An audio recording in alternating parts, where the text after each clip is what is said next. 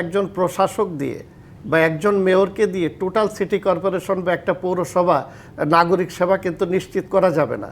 এই জন্য নির্বাচনটা খুবই দ্রুত আমরা মনে করি দেওয়া এবং স্থানীয় সরকার ব্যবস্থাকে সচল করা। দেখুন, আপনার প্রেক্ষাপটটা আগে দেখতে হবে। সেটা হচ্ছে যে 5ই আগস্টের পরে একটি পরিবর্তিত অবস্থায় আমাদের এখানে স্থানীয় সরকারে যারা ছিলেন তারা কিন্তু সকলেই সরকার যেরকম পালিয়ে গিয়েছিল, এই স্থানীয় সরকারে যারা মেয়র ছিলেন এবং যারা সিটি কর্পোরেশনের থেকে শুরু করে কাউন্সিলর এবং পৌরসভার মেয়র এবং সেই সাথে আমাদের যতগুলো ইউনিয়ন পরিষদ ছিল সকল চেয়ারম্যানরাও সেখান থেকে চলে যায়।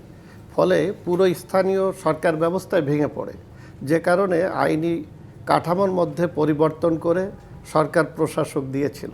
কিন্তু এতে করে আমাদের এখানে যেভাবে স্থানীয় সরকার ব্যবস্থা থেকে জনগণ যে প্রত্যাশাগুলো অনুযায়ী যে স্বাস্থ্য যে সেবাগুলো পাওয়া দরকার সেগুলো পাচ্ছিল না। এটা নিয়ে একটা দীর্ঘদিন ধরে একটা অচল অবস্থা চলে গেছে।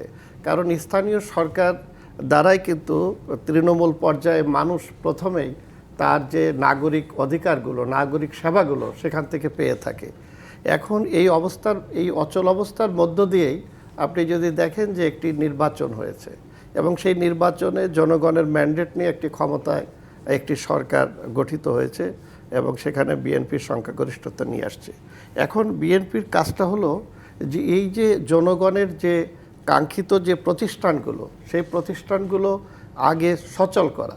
এখন এই সচল করার জন্যে সে তো তার দলের লোকদেরই সেখানে নির্ভরযোগ্য লোকদেরই সেখানে মনোনয়ন দেবে এবং প্রশাসক হিসাবে বসাবে। এটাই তো, সে তো অন্য দলের লোক কিন্তু সেই দলীয় ফোরাম থেকে তো আসলে আমরা বেরিয়ে আসার চেষ্টা করছিলাম। নতুন বাংলাদেশে তো সেই প্রশ্নটি বারবার উঠছিল।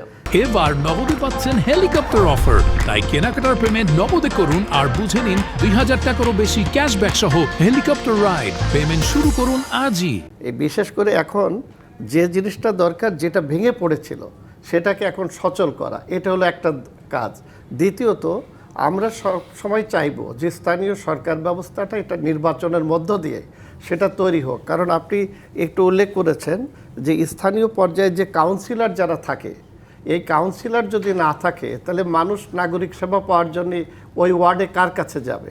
এবং সেখানে একজন প্রশাসক দিয়ে বা একজন মেয়রকে দিয়ে টোটাল সিটি কর্পোরেশন বা একটা পৌরসভা নাগরিক সেবা কিন্তু নিশ্চিত করা যাবে না।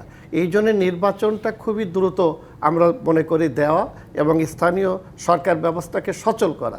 এখন সেই জায়গায় এই নির্বাচন না হওয়া পর্যন্ত আপনি যদি দেখেন যে এই যে ঢাকা উত্তরে ডক্টর মোহাম্মদ ইউনূস যাকে দিয়েছিলেন এবং সেখানে অনেক ধরনের আপত্তিও এসেছিল, কিন্তু শেষ পর্যন্ত তার সরকারের সময় দুদক তাকে ডেকেছিল যে সে সেখানে দুর্নীতি করেছে। এইভাবে যদি আপনি দেখেন ঢাকা সিটি কর্পোরেশন সহ সারা বাংলাদেশের যে সিটি কর্পোরেশন এবং পৌরসভাগুলো পুরো নিয়ন্ত্রণের বাইরে চলে গিয়েছিল, পুরো নাগরিক সেবা থেকে জনগণ বঞ্চিত হচ্ছিল।